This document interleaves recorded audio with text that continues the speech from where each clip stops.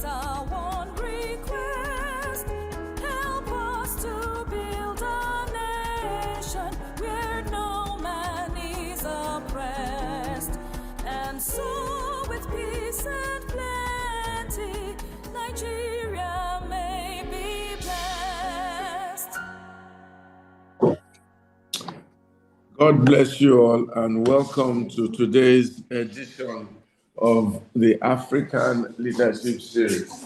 My name is Itwa Igodalo and I'm pleased to be here today to participate in this leadership series, and I'm glad that we were able to make it here. I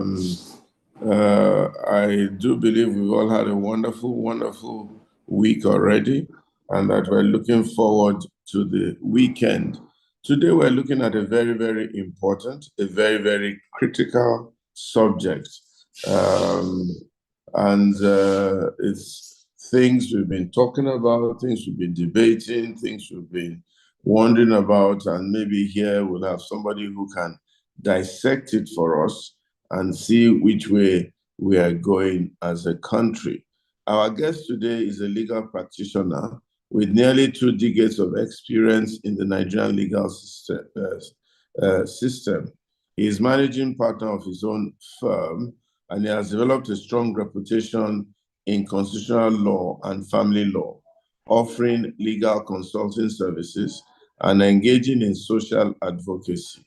He's carved a niche for himself as a social commentator and public affairs analyst, frequently sharing his insights on legal and societal issues. He has become recognizable for his appearances in discussing a wide range of topics, including domestic violence, family law, policy formulation and reform, and innovation in governance with particular focus on legal frameworks in the digital age. He's also known for his motivational speaking and mentorship. And here we have him to come and speak on the role of the judiciary in upholding democracy. Since 1999, this is the 25th year of the third round of Nigeria's democracy. And there's been all sorts of challenges, all sorts of difficulties, all sorts of trials, and all sorts of issues. And we know that there's at least 3 or 4 institutions that are critical in a democracy. The first is the INEC itself, the Independent National Electoral Commission, that is in charge of conducting the democratic elections. The second, or maybe the first in terms of order, are the democratic institutions themselves, the parties. You know, some countries have 2, some have 3, some have a plethora of parties, so on and so forth. But most times you find that 2 or 3 parties eventually dominate the political space in countries. So you have the parties themselves as institutions of democracy. In 1 or 2 places, you do have what you call the free candidate or the independent candidate, who is allowed to run on their own steam without being a member of any party. Okay, so you have the parties themselves. Then you have, also the government or the government organs that are operating. You have the houses of assembly, you have the executive arm, and so on and so forth. And then you have the judiciary. You have the judiciary, which is like the last resort when democratic disputes occur. And therefore, we want to look today at the role of the judiciary in upholding democracy. First of all, we look at the general role of the judiciary in this country, in Africa, and in other climes.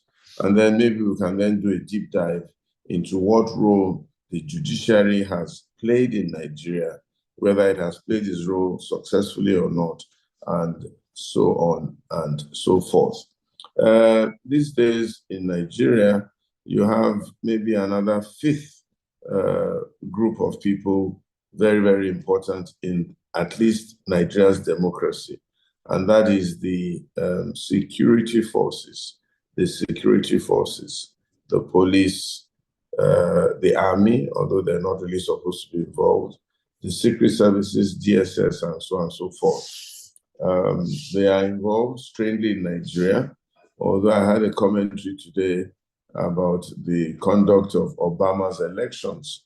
People strolled to the polling booth, they came back, there was no evidence, no physical evidence of any police or any security, because the people were generally law-abiding, But somehow in Nigeria, the deployment of security forces during elections is somehow exceptional, and they are also somehow very, very critically involved in our own judiciary. The army also is involved, although they stand off, and they're there to make sure that there's really nothing at the end of the day.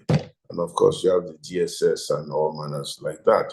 But today we want to hone in on the judiciary. Maybe one day we'll try to really examine what security forces are doing in our democracy. But of course, this is the kind of democracy that we have. So to speak to us today is the gentleman that I introduced earlier, Olatubosun Adeola Oshifowora. Olatubosun, you are most welcome indeed, and I must thank you exceedingly for accepting to cover this subject matter for us today. And I'm looking forward to very, very exciting conversations here and there. I'm sure you heard me, as I said, we want to look at the role of the judiciary generally, not focusing on Nigeria this time around.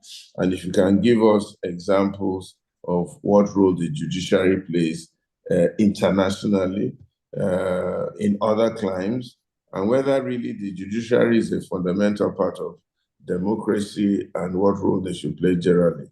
And then we do a deep dive into Nigeria and see what our judiciary has been doing, if anything at all, in our democracy, and what role they have and what role they should have. So over to you tonight, and just talk to us as to what really should be the role, if any, of the judiciary in a normal and international and best practice democratic system. Thank you very much. All right. Good evening, everyone. It's a pleasure to be here, and I appreciate this, and I take this with all sense of responsibility. All right. Sorry, Pastor. The name is Olutubosun. Odutubosun. Olu. Yes, sir. Yes, Olu. sir. Olu it's not common. Okay, Olutubosun. Ola is the more common one. Because people like money, but you like God. Clearly, yes, your father is a wise man. Yes, sir. Good evening, everyone. It's a pleasure to be here. Today, we're looking at the role of the judiciary in upholding democracy. And yes, lately, maybe we start from Nigeria, then we now move all the way up into other crimes like that.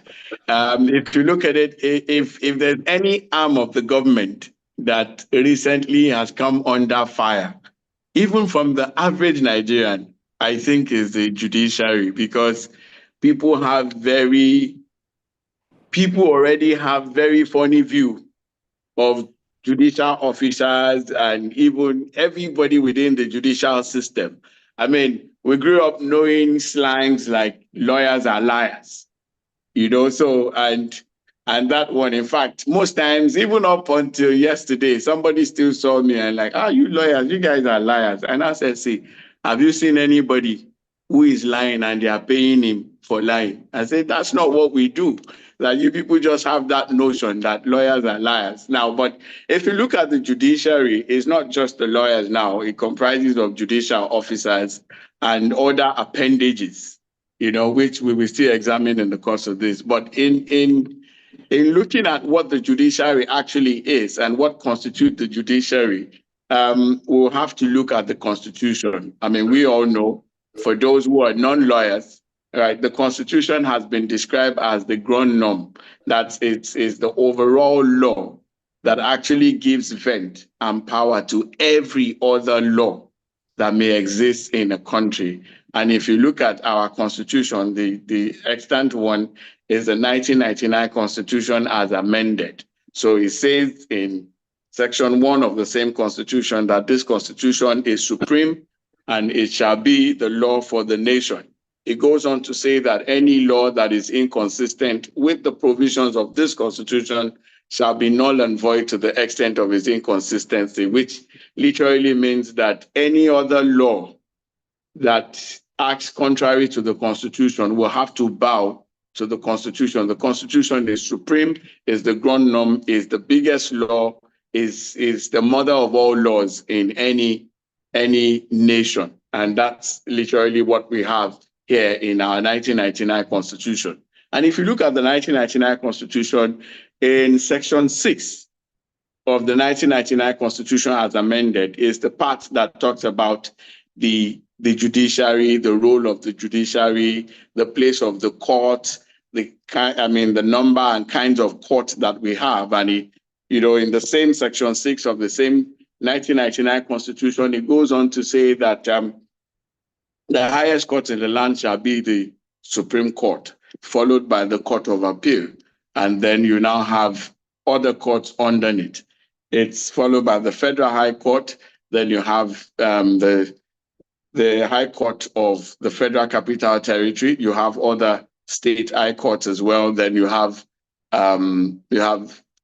the Magistrate Court under. In somewhere along the line also you have the Cadi courts and also different other courts. And the Constitution actually says that some other courts may be created based on the provisions of this Constitution and in line with the powers that the Constitution has actually given. But we all know the apex court. I mean, we coming from the last election. In fact, before we even go into that, the average person has an idea that what the Supreme Court is. But if I may say it on a lighter note, I had a very funny experience, and I'll say this in vernacular and I'll also put it in proper English. About sometime 2009, I had somebody somewhere in Surulere where I live, is somebody you can describe as an area boy. So he's much older than I am. So I had this policy that anywhere I am, I'll try and within my community, not just to be known, but any legal thing that they need, I will help them to do it and do it for free. So this guy came, 2007. So he came around and said he had some tenants, he wanted to evict them, so I helped him out. So another day he came again, I helped him. That was my early days of practice anyway. So I helped him out, and then he offered to give me some amount of money. So I now said, bros, don't worry that you can take it. I said, no, that he can see that, I printed the thing, did this in front of him, that he said it in Yoruba that you use money to do these things. Now I need to pay you. So I now said, no, bros, don't worry, just go. That's my own contribution to the area. That was what I told him. So he now left and then brought some other persons. They kept coming like that. So fast forward to a year later, he now brought somebody within the community who had a more serious case in the High Court. I didn't know the relationship. I don't know how. The man was a big shot in a bank. So the guy now came to my place. He walked down to my side. I was sleeping. It was a Saturday morning. I'll say this in Yoruba, then I'll say it in English. He said, Ile di law lele, Supreme Court, lo tin she law. He said, this is where I live, that I practice my law at the Supreme Court, I'm just trying to say that even the average area boy illiterate on the street has an idea of what the Supreme Court is. They may not know the hierarchy of the courts, but they know that there is a Supreme Court somewhere. So the Supreme Court is the highest court in the land. All right, now, so basically that's what, that's like the hierarchy of the court as it stands based on the 1999 Constitution. Now, so what literally is the job, what literally is the job of the judiciary, is the job of the court as it is. We're also used to the common slang that says that judiciary is the last hope of the common man. The court is saddled with, number one, the responsibility of interpreting the laws. The laws are written in English. The laws can be read by anybody who understands basic English.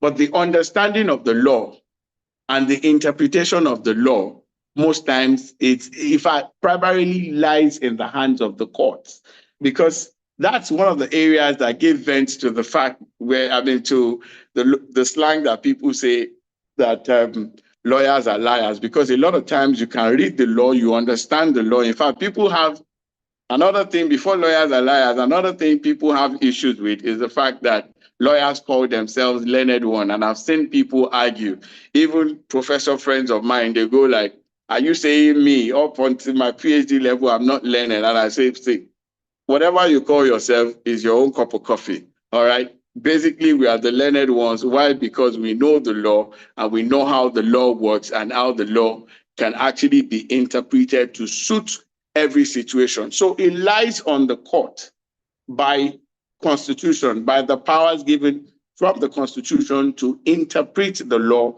and to expound the law to people. That's why where there are disputes, you know, some of us have been into, we've done contracts, some of us have done a lot of things, some of us have all kinds of contracts, some of us have different employment, some of us have different issues that have actually taken us to court. The reason why you go to court is because there are certain people that are saddled with the responsibility of interpreting that thing.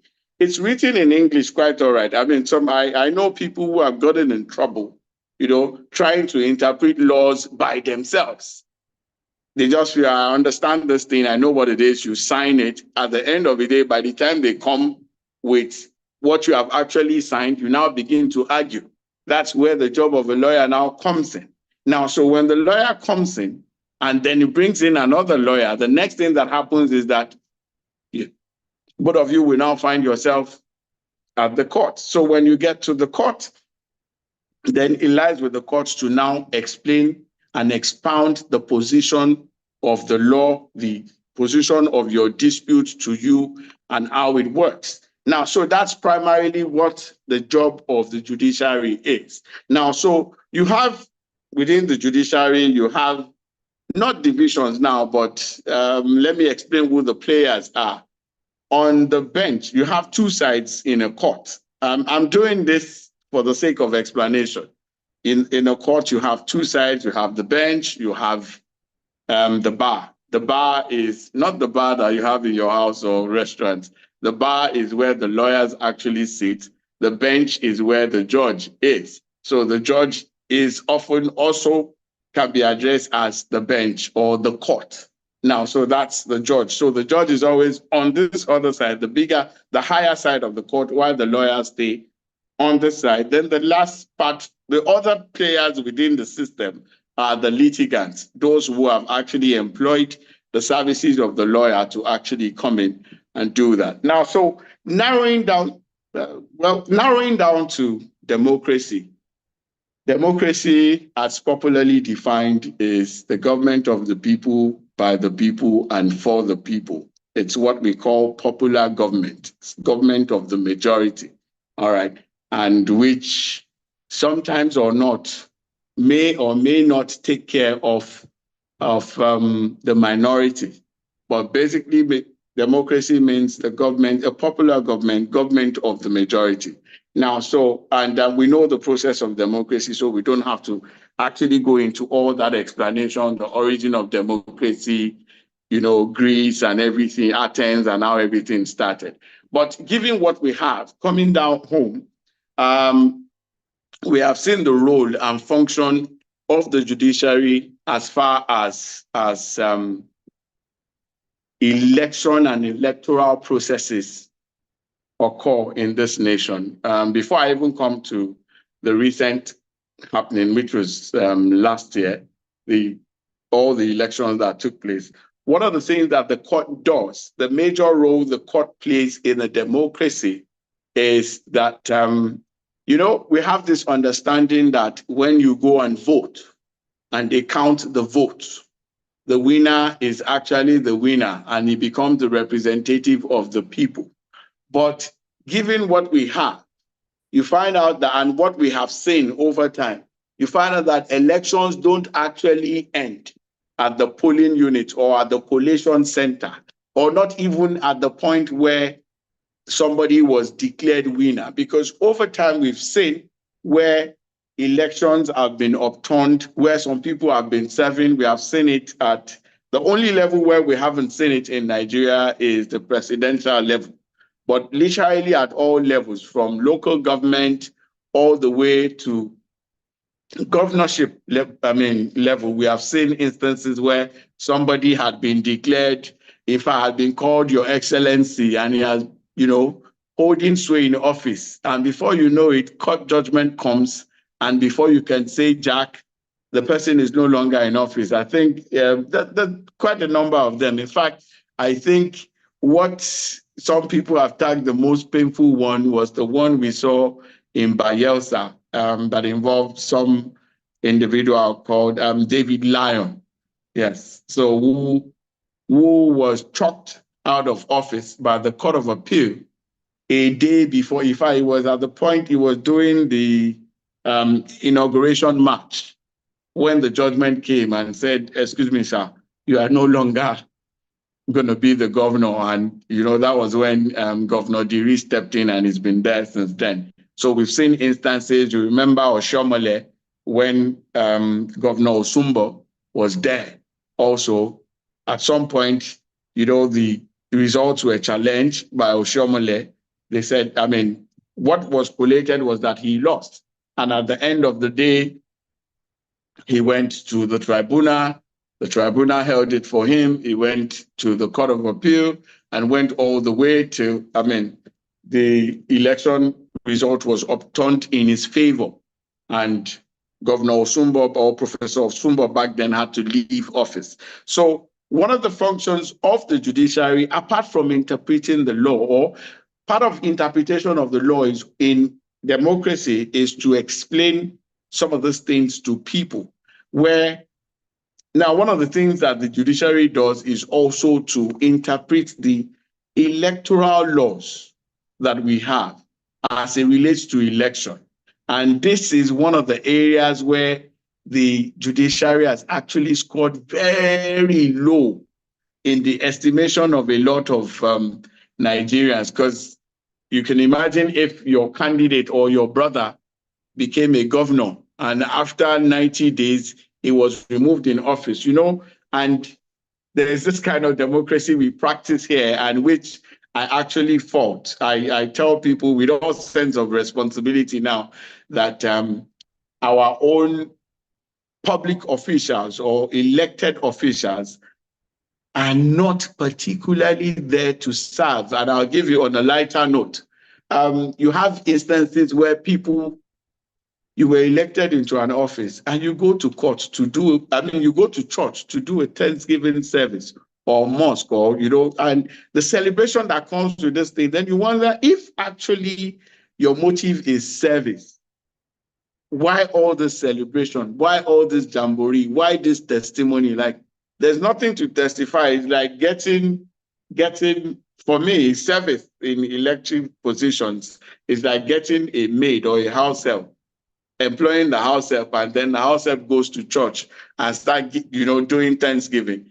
Because if it's actually service and you are not looking at what comes to your pocket, I say that with all sense of responsibility. So basically, that's what it is. So when you have somebody, your relative or a friend who becomes a governor, in fact, I've seen instances where people's friends and kins become elected into offices. And in fact, the celebration is more on the part of those relatives than the person who was actually elected. It speaks to the fact that there is more in that position than meets the eye. And then people's motives and understanding of elective position in this part of the world rest more on what you can get from the office than what you are actually called to give. Now, so in instances where the court now comes in and overturns an election at any level, then what you have is that some people will like the court, some people will actually feel the court is the best thing that happened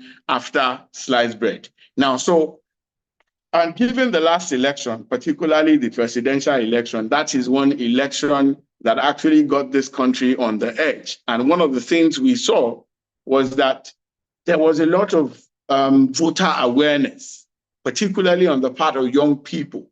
And a lot of people had, there was a lot of divisions that went into, families were divided, a lot of divisions that went into all kinds of things, fathers pitching tent with one candidate and all that. And I know people who still don't talk up until now. But the fact is that at the end of the day, the judiciary now came into the spotlight because the fate of the number one seat was hanging in the hands of the judiciary. So definitely in an election, because A supported this candidate, B supported another candidate, C supported another candidate, once the court now come in and say, this is the person that belongs to the seat, obviously if A's candidate got it, B definitely would not, may not find it funny or may not react well. And that's one of the areas where we will actually talk on with respect to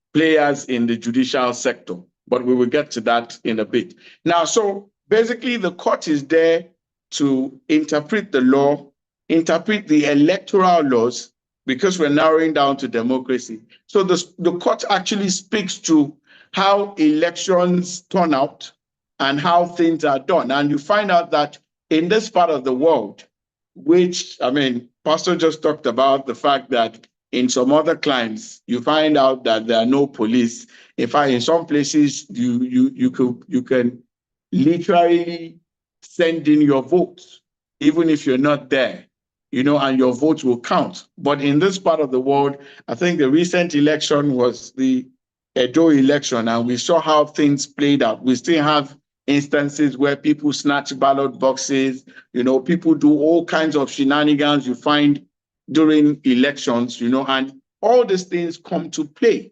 because on election and electoral matters, one of the things that the court actually hammer on is substantial compliance.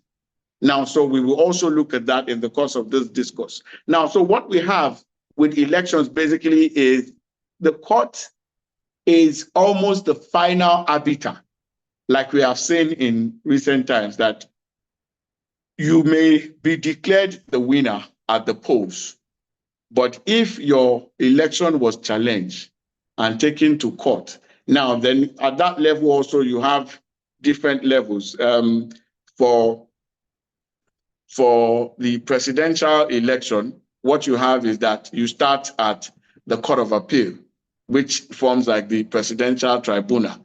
And then whatever decision that was made or that is made there can still be subject to going forward, which makes you go to the Supreme Court, like we saw in the recent election where the candidates actually challenged the election of the current president.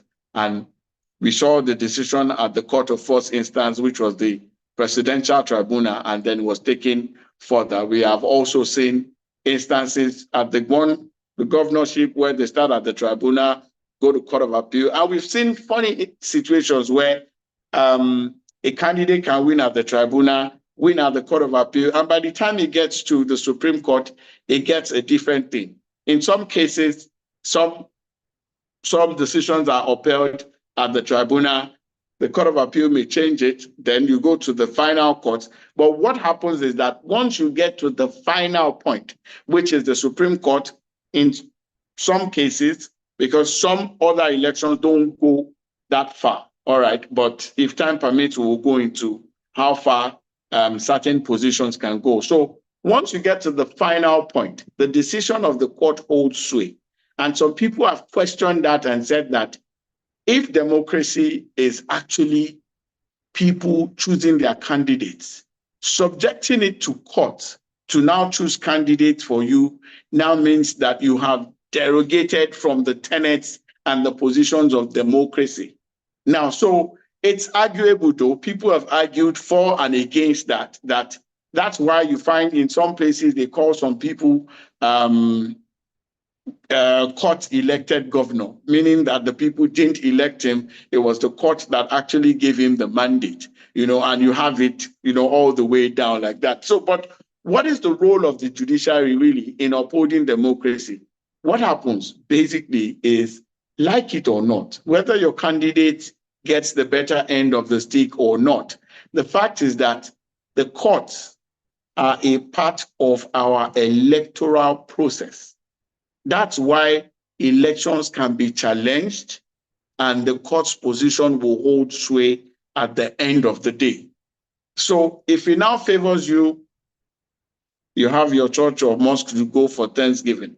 If it goes south, then you might have to go back and re-strategize and come back in another 4 years or another elective time. That's how that basically goes. Now, so what we want to look at is how much has the judiciary fared in upholding democracy?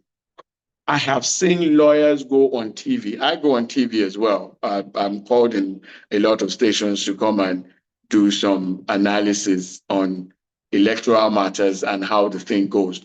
But we have, I have seen lawyers come, some know the law, some, with all due respect to my colleagues, some just say things and you wonder what part of the law this is coming from. But one of the things I want to stress here is that a lot of people come on air and talk based on sentiments and not the law. This is where what we said earlier about the fact that when things don't go, when things don't go the way of people, then they start saying that lawyers are liars. But lawyers are not liars. What the court stands for and what the court does is that the decisions of the court are never based on sentiments. That's one thing I want us to take away from this place. Decisions of the court are based primarily on logic and the law. That's where the issue of interpretation actually comes in.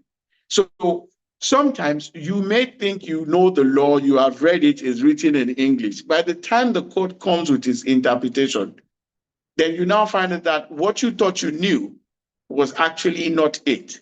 Now, so the job or the role of the courts, of the judiciary in upholding democracy, is actually to make sure that things go well. In situations where elections have been done shabbily or there's been some malpractices, it's the court that actually can take things like that out and then redress things and ensure that things are done properly and in order. And these are things, if you have followed the courts, I don't know how much some of us here have actually followed happenings in the court. There are instances where ballot papers are actually brought to the court and they are examined by forensic experts. You now find out that they will now chalk out some ballot papers, then they now go to the final result, and you find that in some cases, the results may still be upheld. In some other cases, the results may actually go to favor some other persons. So whether you like it or not, that is one of the roles of the judiciary, and that's one of the things they are saddled with. Now, the next question is, how well has the judiciary fared in this instance? All right. Now, I know by the time we get to the question and answer section, it promises to be more interesting, but I can preempt some questions already based on this, because one of the things you find out is there was a situation where a case went all the way to Supreme Court in one of the eastern states in Nigeria, and somebody who came forth actually was given the final verdict and emerged the governor.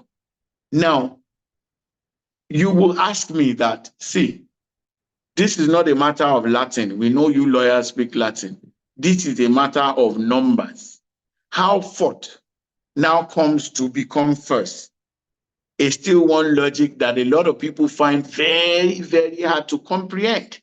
Now, so Anon, well, let me not say unfortunately, the fact is that when decisions like that happen, particularly at the apex court, you just have to, like they say, if the Supreme Court has given its verdict, the next place you can go is go to God, maybe in prayers or in thanksgiving, depending on what you want to do. Now, but the thing is that some people just don't agree with that.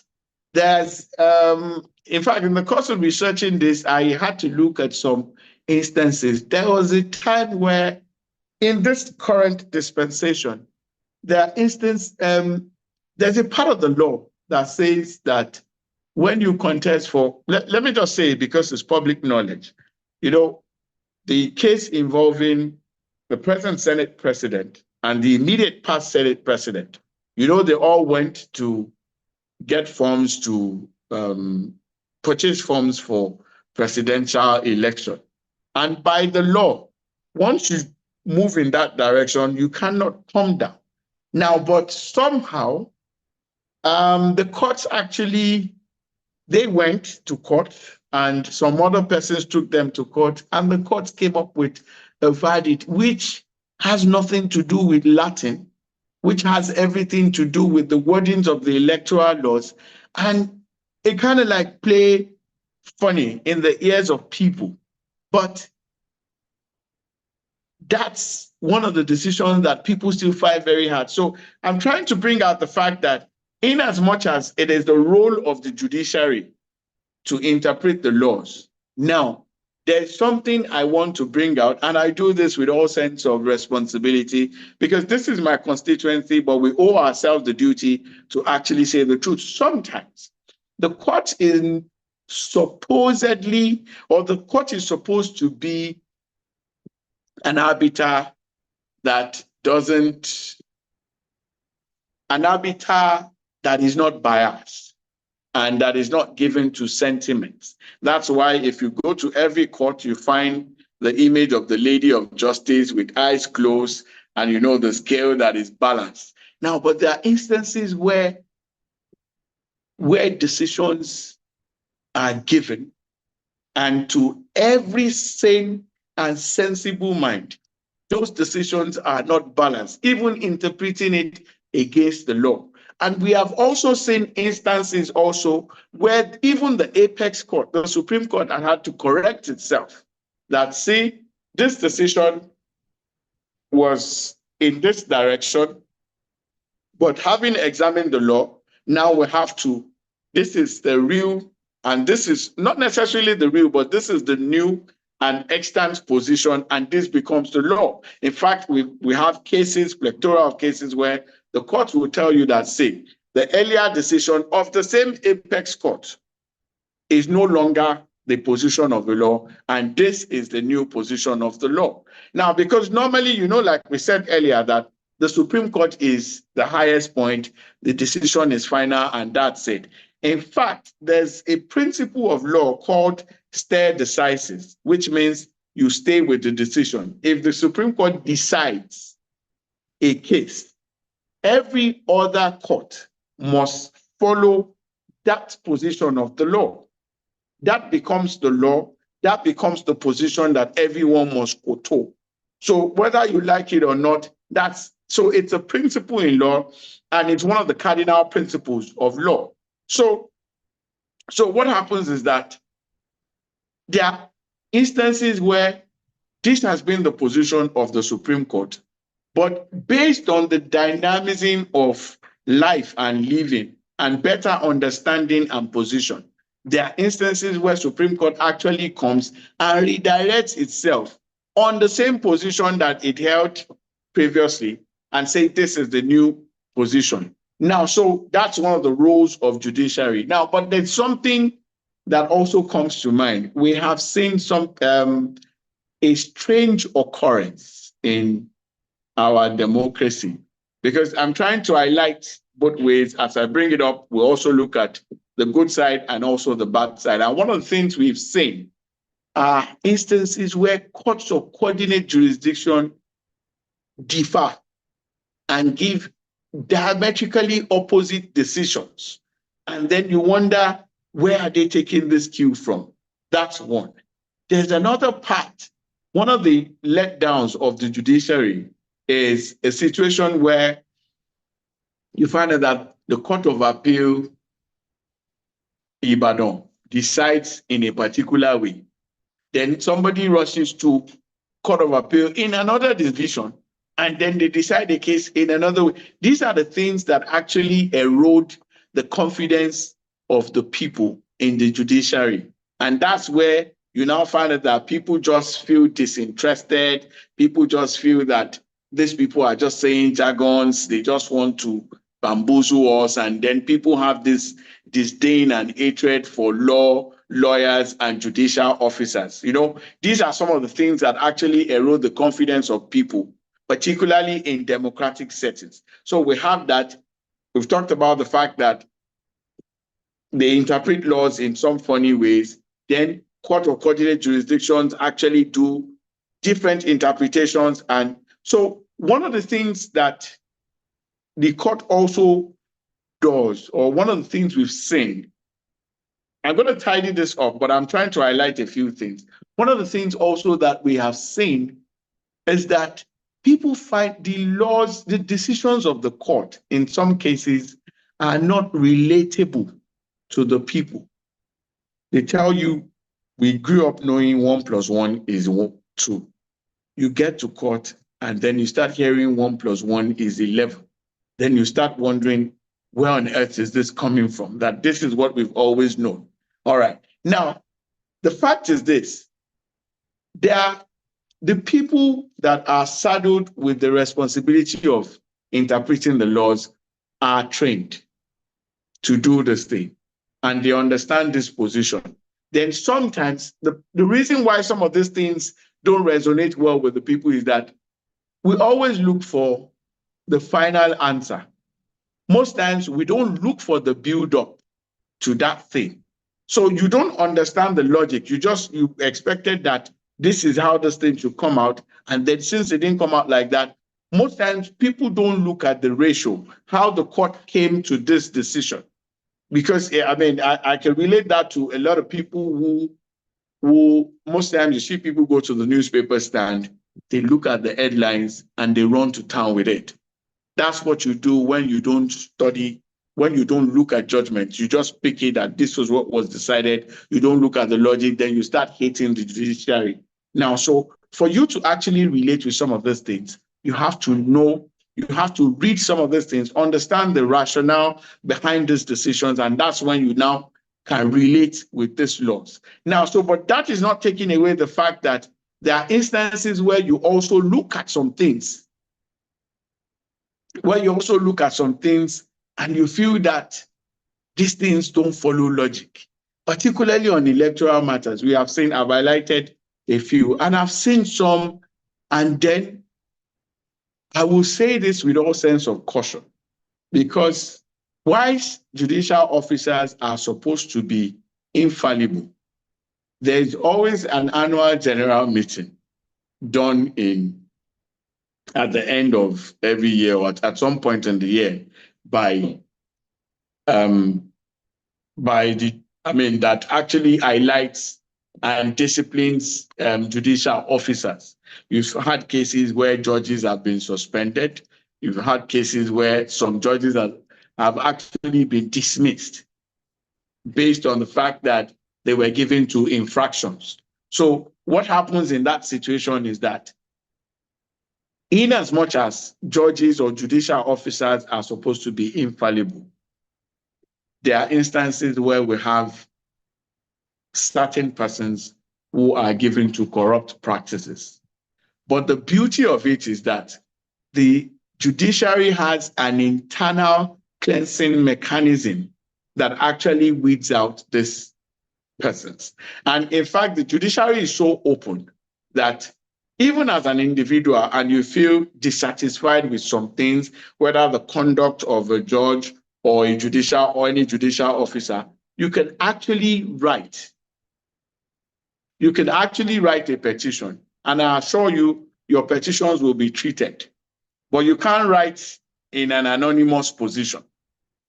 The fact is that you will write, put your identity, state why and what you are addressing, and then I can assure you that these things actually are looked into, and then the parties have been called. In fact, though I don't do that again, my early days of practice, I had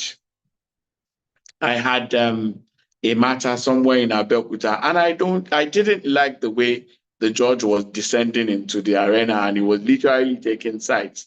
And you know, young lawyer, you just come with all kinds of vibrancy, and the next thing, I just wrote a petition to the CJ. So I'd even forgotten. About 2 weeks after, the CJ of Ogun State back then, they just called me. In fact, they sent me a letter and asked me to appear. So it was a magistrate that was involved in it. So they called us. We explained our parts and everything. Though, let me just leave that part. It's something that I may not do again. But it went well. The man was cautioned. They looked at everything. In fact, that was one of the things that actually increased my confidence in the judicial system in my early days of practice. Because I think I was about 2 years into practice, and when that happened, and the next thing, you know, I was thrilled at the fact that, okay, I could say my own, they listened to me, and then there was something was, I mean, at the end of the day, there was a paper that was issued. The magistrate was cautioned, and that, in fact, what was sad about my case was that when we went back, because the case was still continuing, when I wrote the petition, I had to write again that, please, can you help me? I had to write to the CJ that I would want the case to be transferred to another magistrate, and it was done. Now, so a lot of these things we don't know, and I'm trying to bring it to the fore. You know, it's not like you now go and start writing frivolous petitions, and, you know, but the fact remains that the judiciary has an internal cleansing system, and it has a way of weeding out bad eggs. Amongst 12 behind, I mean, the Holy Book says, even amongst 12, there was Jesus, who was all-knowing. I mean, no disrespect to people of other faith here. I mean, he still had one that was a bad egg. So you cannot rule out the fact that some other persons may be funny in the system. But that is not enough. That is not enough to now label the entire judiciary, because one of the things I hear from people is that we don't believe in the courts. They should get out. They should do this, that, you know, and they start casting aspersions. But I tell you for free that every day, people's lives and living are decided by the same courts. In fact, take out the court and you see how much chaos you have in the system. So that one or two things went funny does not mean that that's what you use to label the entire judiciary. You have fantastic judges, you have fantastic justices that by the time you read their submissions, in fact, you just wonder, where on earth have these people been? You know, and people who are up and doing, people who uphold the truth 101% exist, and you have a lot of them. It's just unfortunate that most times the bad eggs are the ones we use to describe the entire system, and that's what you have. And then one or two wrong decisions also are the things that people hammer on, to the extent that they now label the judiciary and just, you know, write off the judiciary with the back of their hand, you know. But basically, we've had instances. We cannot, I'm not going to stand before you and say otherwise, but we've had instances where laws have been interpreted in a funny way, but the judiciary is still the hope of the common man. I don't We know. used to think so. We used to think so. Pastor. And we used to think so. And these issues where there've been one or two judges here and there, they didn't do so right, they've been picked up here and there. The society was forgiving and accepting. But these days you hear two or three things, especially in Nigeria. I don't know about other climes. Number one, the judgment has already been written, and they've agreed it in one little room, and and I think quite a lot of money has exchanged hands, or the judge's career has been threatened, or somebody is sitting over him. That's one. Two, a lot of technicality. A lot of technicality now also goes into the thing. The guy is true. We saw him with the knife. We saw the knife wound. We saw his fingerprints on the knife. We saw the blood from the wife's side. We saw everything, but the guy is going to go free because the person who brought the case was a minor, or the person didn't file the case before 8 o'clock on a certain day, and because he didn't file it, or the case was taken to the wrong court, or the judge had a broken finger, and when he broken finger, or the air conditioner in the courtroom. Am I lying? It was too hot, so the judge adjourned the case, sinner die until Jesus comes, and blah blah blah. Then one technicality after the other, one adjournment after the other, and blah blah blah, depending on who is interested and who is paying the piper. So we have a lot of all these things that are happening right now. And if you hear the sums of money that rings in people's ears, it's humongous. I mean, the other day in Buhari's government, some people raided the houses of some judges, blah, blah, blah. And even some judges have certain reputations of doing certain things and blah, blah, blah. But you've assured me that the judiciary has a self-cleansing mechanism and blah, blah, blah. Is this mechanism still working? Is it true or is it not true that technicality can affect a case? Is it true or is it not true that some judgments have been pre-written? Is it true or is it not true that some monies pass hands? Is it true or is it not true that some judges feel threatened here and there? Give judges judgments at midnight, they give judgment on the plane, and the next day they've flown away, or they say they are sick or something. What really do we do if clearly there is a case, even at the Supreme Court, of a bad judgment? Do we have any hope?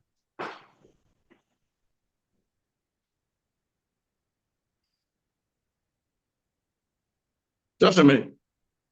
All right. Let me take it one by one, sir. First off, the issue of technicalities. There's a deliberate drive. I'm speaking for the Nigerian judicial system.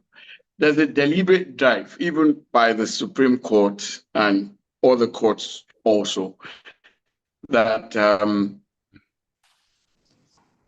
the drive is actually to frown at technicalities, using technicalities to arrive at decisions. But you see, another thing we must also know is that some things are fundamental. That's why I said that our logic may not necessarily be, or our sentiments most times don't follow the logic of the courts and the law. Because if there are preliminary things that should have been done, and those things were not done, or there was a failure to do those things, they will count against the person, no matter how brilliant or beautiful your case is. It's like there are fundamental things you need to do. If you don't do them, because let's look at technicality from this angle. Imagine a pilot supposed to do a few things and he missed out on those things. You know, you won't excuse his technicalities. Why? Because he's a pilot. But you want to do the same thing because the case didn't go your own way. If some things are, that's why you have to look at the quality of lawyers that you get. If some things are prerequisite and fundamental to instituting a case or going about a case, if you miss it, it's unfortunate. You may think, oh, let me go and sleep. This case is as good. This case is as good as one. But the fact is that your failure to do those things will count against you. And that's it. It's as simple as that. So I think you should get quality and qualitative legal counsel before embarking on something than you just thinking that, okay, my case is good, let me go and sleep. So that's where, so the court has made deliberate attempt to depart from technicalities in arriving at decisions, but some things still count and some things are fundamental. The fact that the court doesn't want to decide everything on technicality doesn't mean that we will leave everything like that and just let it go. I think that's as far as that goes on technicalities. Then the next thing is the issue of adjournments and adjournments that actually affect a case. I must, let me say this. I worked in a law firm, Strachan Partners, Candy Johnson SAN. And one of the things I took up from a law firm, though my brief, my stint there was brief, was he said, whenever you travel to any country, then we hadn't even started traveling, that go and look at their courts. Don't all be jumping up and down. This is your profession. And I took that to heart. And every time I travel, any country I find myself, I try to go and look at, okay, what are they doing? How does it work here? And find. So one of the things that is very fundamental in this country is that we don't have as many courts as there are many cases. That's one. Number two, the courts, the judges, the judicial officers that we have, they work under terrible conditions. I'm speaking in comparison with what obtains in other climes now, because you come to court and you look at the court's list.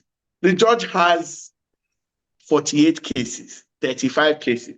The same judge is writing in longhand. And then some of these things that, I mean, let's not even look at the lawyers who come with frivolous applications here and there and all that. Now, so this judge is writing in longhand, is under very funny conditions. I've been in courts where it just suddenly went dark. In fact, even in some courts here in Lagos, I mean, Lagos State is doing its best, but I think I always say this, that the biggest room in the world is the room for improvement. What we have can still be improved on drastically because, number one, the use of technology is necessary for the success of any judicial system. So this is what the executive will have to look into. It's not, in as much as there is the independence of the judiciary and all that, the independence exists more on paper than in actuality, because when you have a judge with so many cases like that, adjournment is not at the instance of the judge. It is at, or the judicial officer. It is at the instance sometimes of the parties, of the litigants or the lawyers. And then sometimes based on the amount of work in front of him, he cannot, the judges will drop dead. And you know what is now sad? They will replace the judge the next day. And that ends it. Now, so who wants to die on another man's matter? So that's one. Then Pastor raised another thing, judgment reading. Most times you hear all sorts of things from people who lose out on the matter. There's nothing they don't say. You hear all kinds of conjectures, all kinds of spurious and specious arguments. This thing was done like this thing was done like this. But at the end of the day, when you go back and actually do a thorough analysis, you will see where you faltered in the thing. I'm not holding brief, but I have not seen, I am not aware. I'm not being careful now, but I'm just saying I am not aware of judgment written beforehand. People say it because most times when things don't go their way. But if there's issues like that, and like I said, if you feel that that's the case with you, you can always petition. We've had instances where petitions have been written against judges and they've been taken out. So based on findings, nobody's going to sack a judge for you because a case didn't go your way. No. Then if you didn't feel satisfied, there's always another level of court that you can actually go and, plead your case, put your situation forward, and you can rest assured that judgment will come up all the way to the Supreme Court. So that's it. Then Pastor talked about bad judges or bad judgment at the Supreme Court. Bad judgment may not be the particular word now. The judgment, like I explained earlier, because if you say bad judgment, bad has a connotation that is not particularly pleasant, because, these are learned people who are skilled in the art of, what they do. And saying that this is bad judgment, it doesn't really speak right. What we have, or what I said earlier, or what I alluded to earlier, is the fact that we've had situations where the Supreme Court, in the light of, if you look at the decision of the court in Amechi versus Omea, one of the things that the court has done or what the court did in that situation was to come up with a better and more dynamic position. And at the end of the day, that actually influenced the amendment that came with the subsequent electoral laws. And so one of the roles that the judiciary has played in our democracy is the development of our electoral laws, because the judiciary, most of those pronouncements, you find that legislators actually go back, look at those pronouncements, and then put it as amendments to, the laws that we have. And that's basically what it is. So, but on written judgments, I don't have much to judgments written beforehand to the knowledge of those who the thing actually favor. I am not in the best position to speak in that respect. I have not had such issues. I only hear it, and but I can't say I have not seen a situation. But if there's something like that, I know that we can actually petition the necessary authorities in that regard. Okay, let me allow other people to talk, and maybe Pastor Sonny or Jumoke may have one or two things to say, and then we'll take Q&A. But there's only one more question I want to ask you, and I just want you to answer as briefly as you can. 1, 2, 3, 4, 5, 6, 7. Right. What can we do? What can we do to make the judiciary infallible, trusted, dependable, and give us reassurance that when we come before their Lord Justices, male and female, we will get justice, or there's a process around that system that will ensure we get justice? I'll give you an example. One of my ministers went to America recently. They hired a car, and the car that they hired, the person who lent them the car, they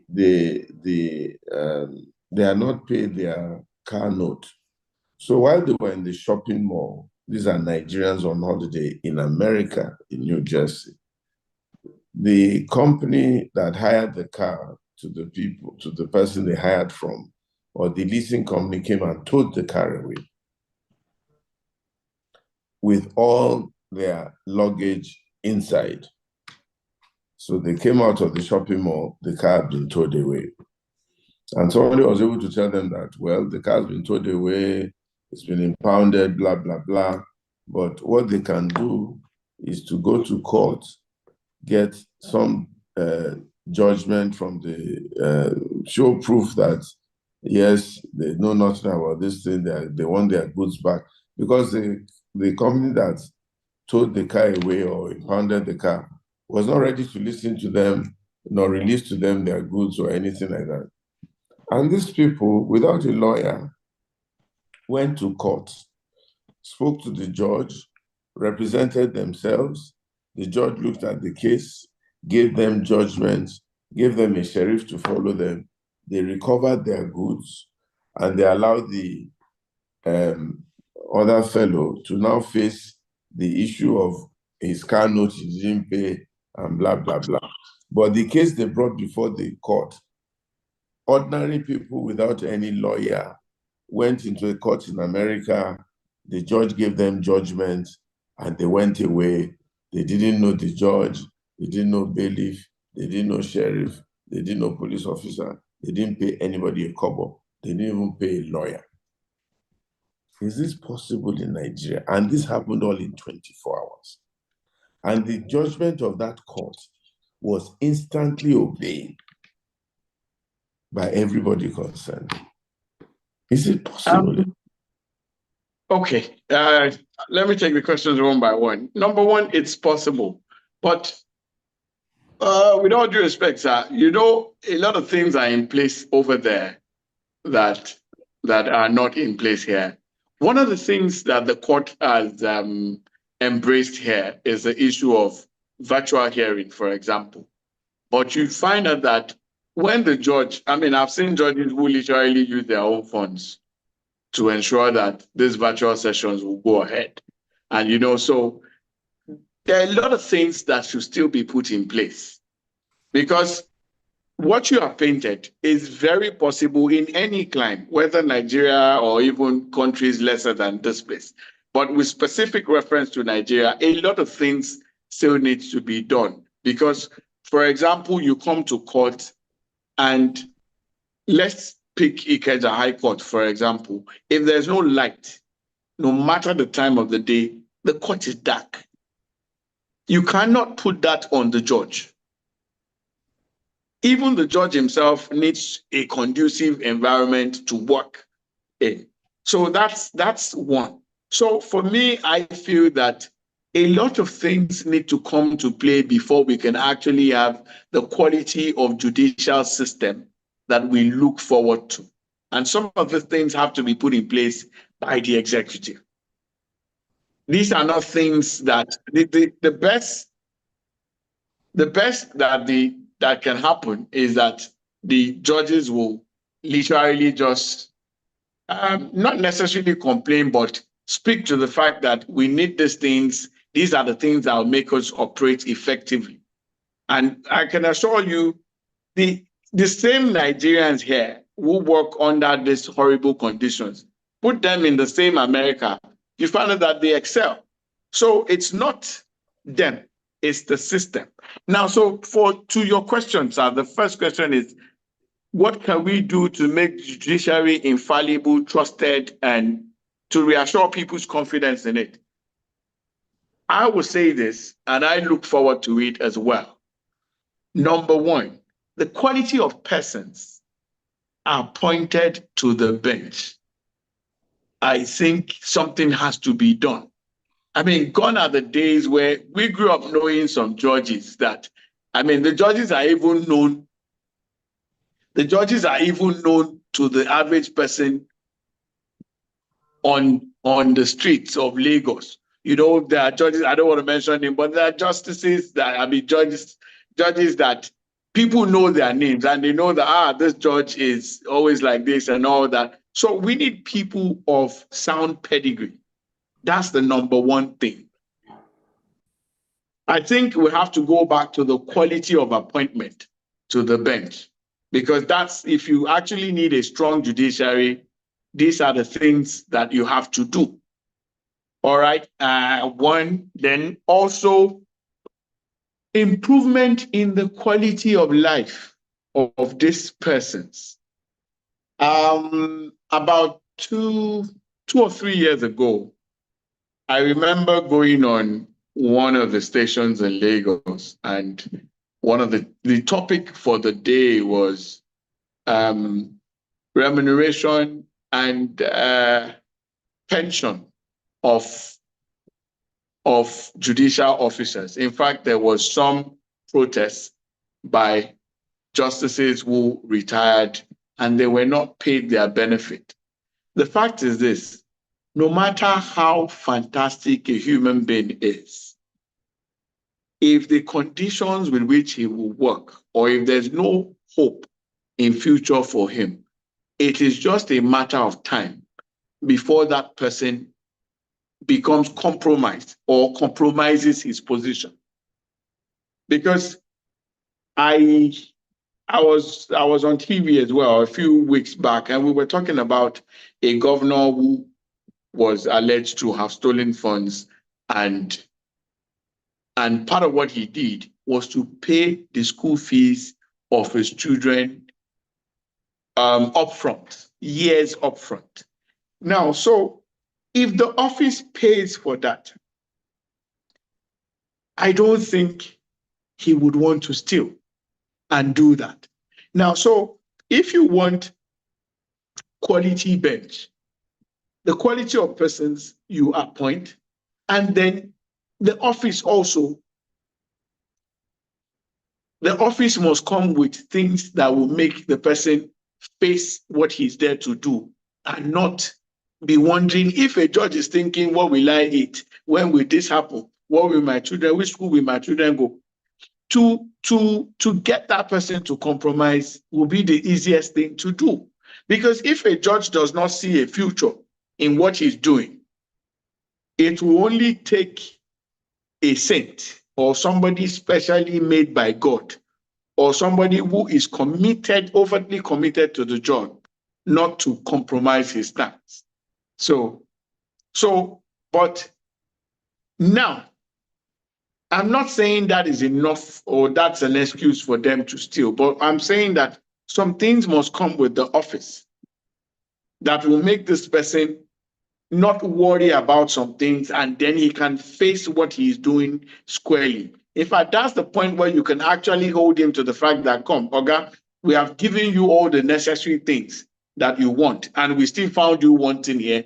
Then you can take whatever legal action you want against that person, and it will be justified. Now, so the quality of persons, the quality of work, the quality of office, and the remuneration of this person also should also be factored in. And the last one is, one of the things that also, judges shouldn't worry about retirement. Judges shouldn't worry about retirement, because these are the things that will disturb your flow and disturb your job. So if we want a bench that is sound, a qualitative bench, I think a lot of things also must be put in place to ensure that, okay, these people are not easily compromised based on what is around them or based on lack. That's my own position anyway. But take plus or minus all these things, a good person is also a good person. There are some people that even take all these things away from them, you won't find them wanting. I think that's the kind of persons we want and we need to give us a strong and vibrant judiciary. So that's my position on that. I don't know if there are other questions. I think I'm sort of done. Let me hand over to Pastor Sonny and Jumoke, and then they'll take the question and answer. Thank you very much, Pastor. Barrister, good evening. Welcome. My name is Pastor Sonny.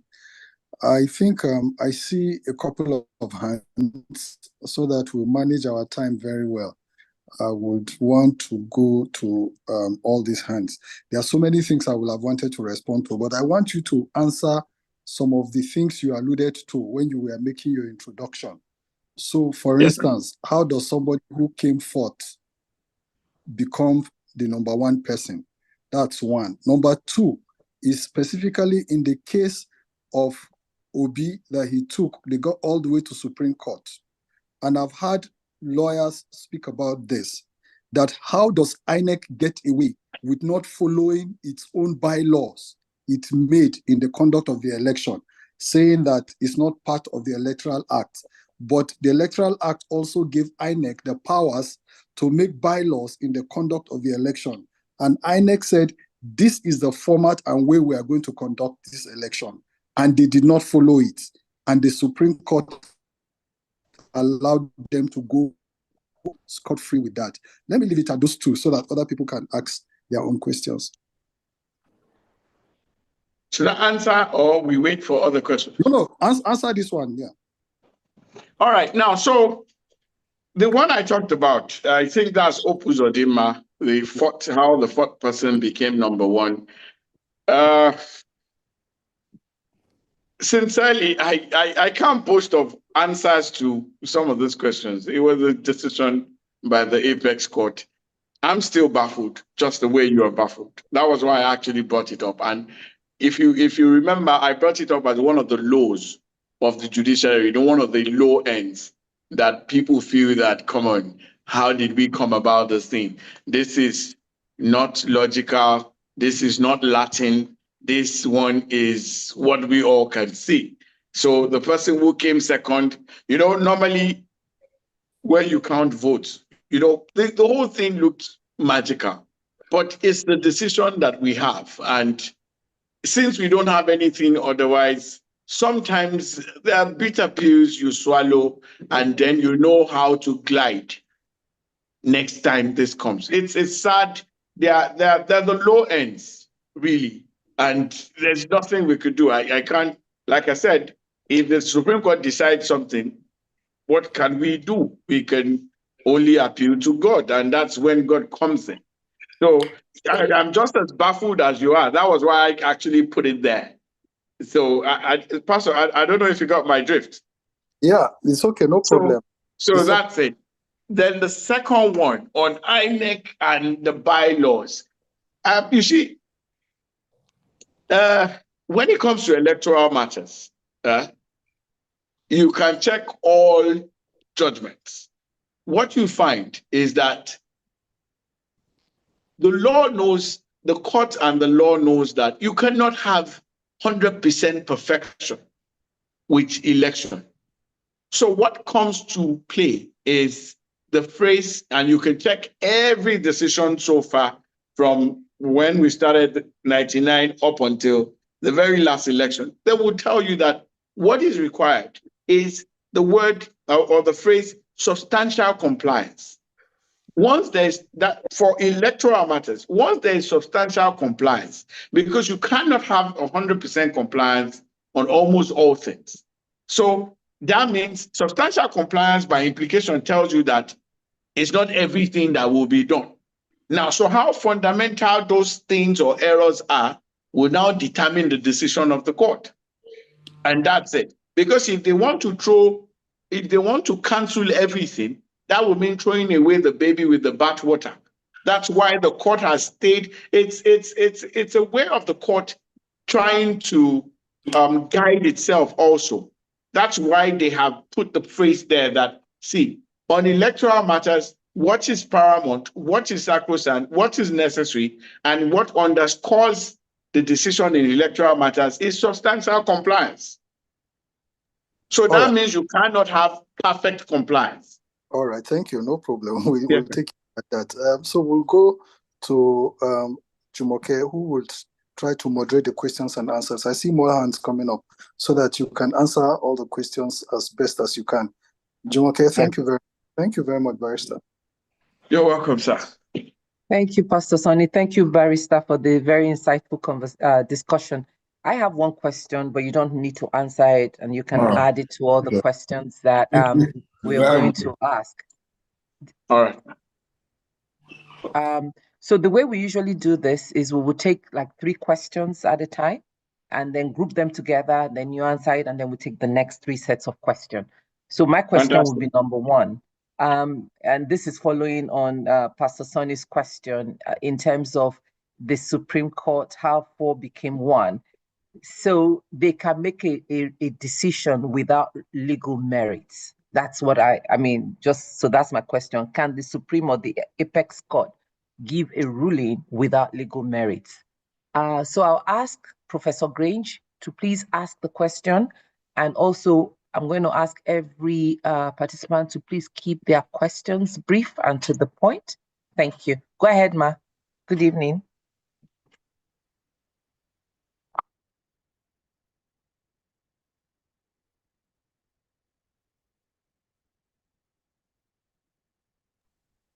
Ma, we've asked you to unmute. Please unmute and ask your question. Right. Yeah. I'm on mute now. Thank you. Thank you very much, Barrister. As you were speaking, I was trying to compare the experience in the judiciary with what we experience in our teaching hospital, which is the Apex Medical Institution, the teaching hospital.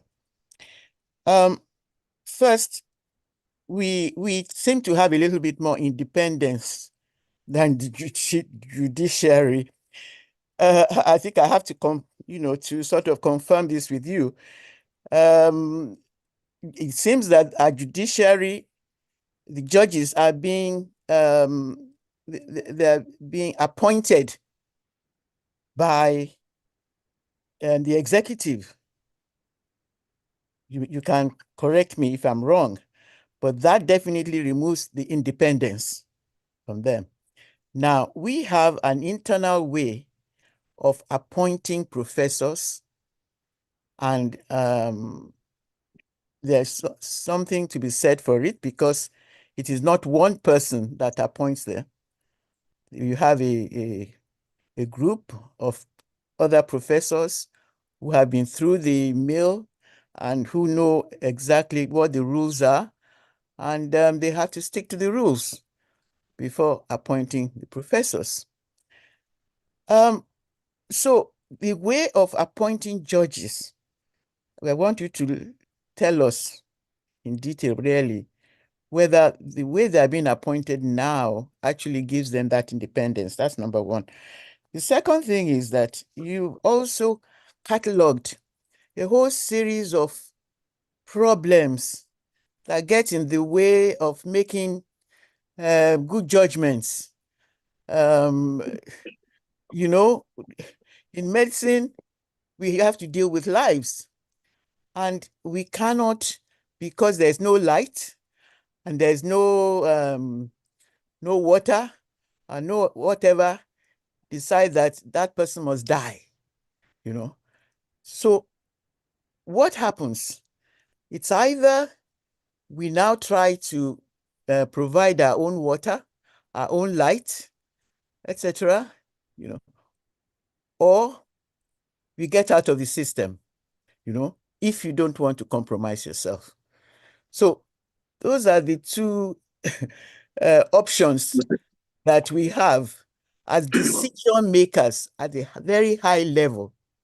And that's why you see so many doctors now jackpying, because they're unable to function in that system. Mom, Okay. can I get your second question was basically the standards of practice of No. judges? I got the question. You got that? Okay. Yes, standards of practice. Okay. Thank you very much. Thank Okay. you. So Thank you, ma'am. standards of practice. Finally, I think that really we have to look at these things from the point of view of the citizens, of the people. We are eroding their trust with all these shabby systems. So, what do we expect these citizens to do? That is why they now are also compromised in electing leaders, they feel that, well, if they cannot get justice with the current leaders, what is the guarantee that if they choose good leaders, they will have justice? So Okay. it is a very, very serious matter. Thank you. Okay. Thank you, Ma. So you have that thought. Okay. Oluyinka, please go ahead. I'm going to ask you to unmute, and then you can take these 3 questions, and then we'll take the last, the other set. Oluyinka, please go ahead and ask your question. Okay.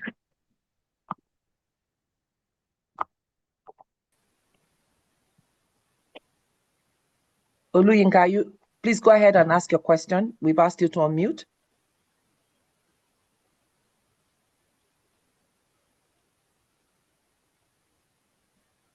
Can anyone hear him, or is it Oluyinka? We can't hear you. There's no audio. Is it me or is it him? Can you hear me? We can hear Yes. you now. Yeah, sorry, it was from me. I'm sorry for wasting such precious time. All right, so I was listening to Boson, and I mean, I don't know. So what I'll say is this: first off, mine will be comments. I'm not going to ask you questions because we know what's going on, but mine will be comments. Number one, we must understand that judges are human beings, and that when you talk about system, it's not the building, it's not the books, it's not the desk. Judges are human beings. What does Nigeria require today? And that's what they taught us as substantial justice. As far back as 2003, Mobile Oil versus Monopo, substantial justice, not technicalities. And whatever has happened with Peter Obi and in every other situation where the will of the people has been upended, it's because the court has decided not to do substantial justice, but decided to follow technicalities. We don't need to drink ourselves about that, number one. Number two, regarding the guidelines of INEC and the Constitution itself, the Constitution gives INEC all those powers to make its own guidelines. And so it's not about substantial compliance, as you put it. It's more about INEC itself exercising its powers pursuant to the Constitution. Number two, now, if the situation we have found ourselves is, I can't even exhaust this, but I'll put it to you. As of now, I'm in the situation that I want to close my law office if it's not closed down already. And we have seniors who've decided that they've retired. Now it's because people no longer have any trust in the judiciary. That's the reason. So we don't need to browbeat and all of that. Judges get CASA. Judges get school fees of their children paid. Judges get medical allowance. Judges get foreign trips. It's only a greedy judge that will make an excuse for being corrupt. It's very clear. So we have to ask ourselves as lawyers. You talk about cleansing. I'll leave you with one case, and I'll just let others talk. So I filed a case in court at the Federal High Court saying that Nigeria is a secular state. Perhaps I want your own opinion on that as well. Nigeria is a secular state. We have absolutely no business sponsoring Hajj or sponsoring Jerusalem. As it is as of today, do you know how much money we can save if we decide to follow that section of the Constitution that says we are not adopting a state religion? Justice Salahu in the Federal High Court from Ilorin said to me that I had absolutely no business bringing that matter to court, that I had no local standing. Those were his words.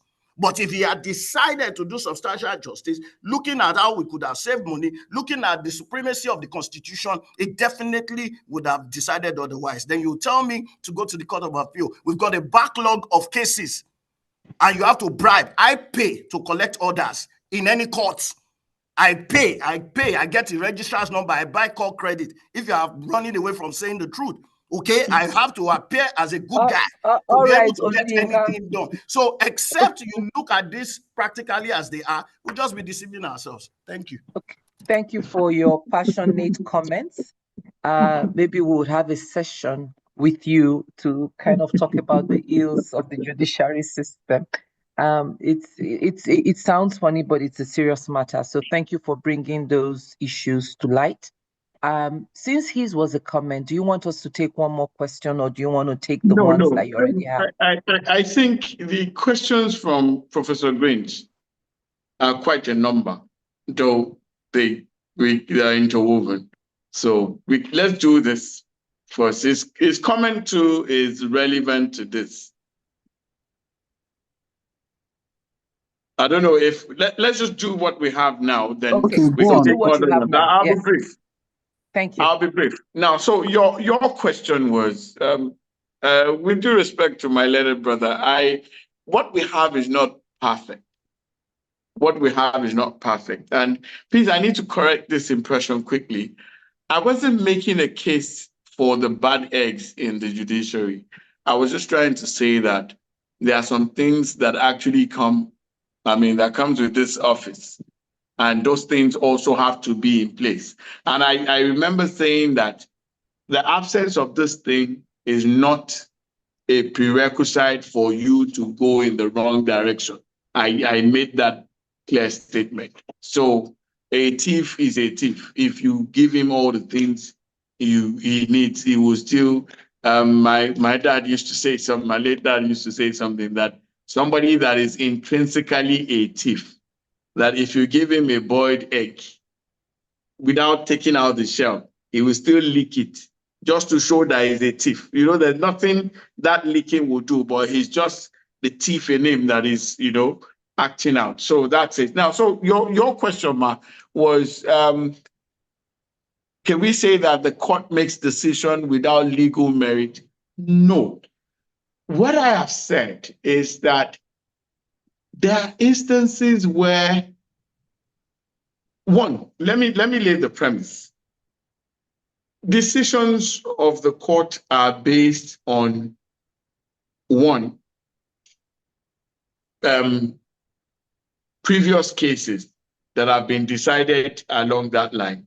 One of the things we also have to understand is that there is no two cases that are alike, or there are no two cases that are on all fours. In most cases, there will be something slightly different from the previous one. Though what the courts have said is that you follow this particular principle in deciding things that look like this. Now, so saying that courts make decisions without legal merit is literally casting aspersions on the court. They do, but we have one or two instances where you may not agree with the position of the court. And then that's why there's room to challenge at another level of court. Now, but where that comes at the Supreme Court, well, you might have to live with the decision until that decision is upturned. That's the position I pushed forward earlier on. So that's basically what it is. But courts don't make decisions without legal merit. The decisions of the court are based on logic. They are based on previous cases. They are based on, what makes for that case to be what it is. Now, but what happens is that what I kept stressing earlier was the fact that most times when somebody loses a case, nobody feels excited losing a case. So then that's where you now come up with all kinds of things. But courts don't make decisions without legal merit. Decisions are based on legal merit. That's the way it is.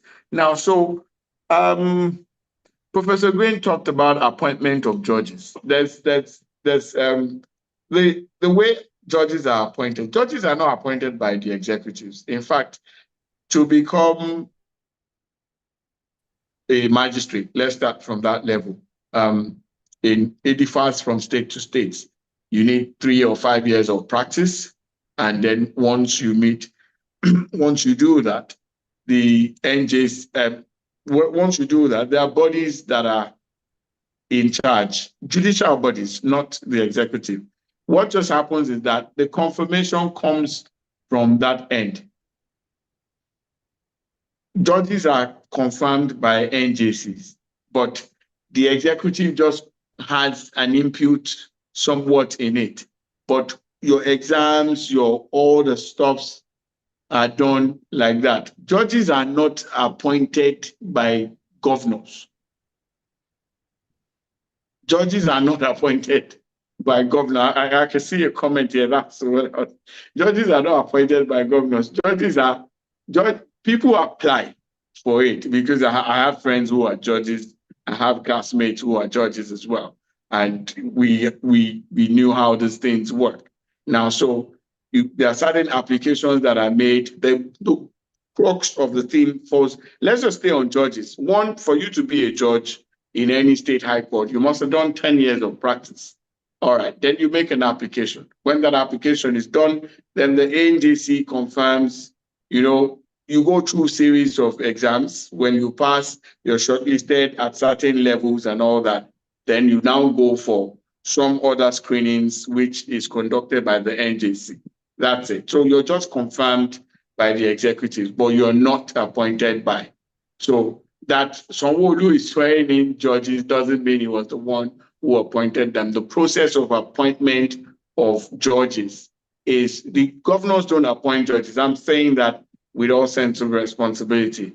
So judges go through screening, judges go through exams, everything rises and falls on the NJC. That's National Judicial Council. So that's how they are appointed.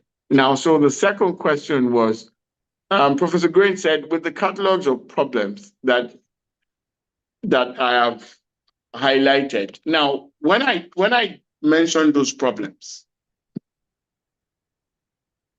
I was saying that some things need to come, or some things come with this office. People don't have to suffer because you are a judge. Now, but the fact that there are no light, there are judges who work, most judges work under these conditions regardless. One of the things Pastor pointed out was that adjournments come, and I was trying to explain why some adjournments come. Because when you have a list where a judge is supposed to go through 40-something cases, they're there. You could walk into any court, just look at the court's list, you see it there. It's very simple. Now, so the fact is that, so I'm trying to marry it with the question now. So what I just emphasized is some things should be put in place for the judge's comfort and not, but I'm not saying the absence of those things will breed corruption, or the absence of those things is why some people are doing the things they are doing. There are bad eggs, and there are fantastic jurists, there are fantastic people in the system who, despite the absence of all the things that they need, they still do their job as seriously. They do their job with all sense of commitment, and they retire and go on like that. So it's those conditions that are just supposed to be in place so that life can be easier for them. The life of a judge shouldn't be a miserable life. That was what I was canvassing earlier on. Then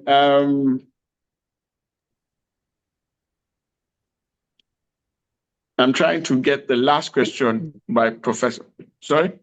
I think the second part of her question, she also talked about the standard of practice. Like the ethical standards that they are held to.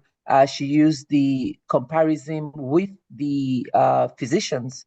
And so what is that like? And she probably can ask that question again, but that was what I got from her second question.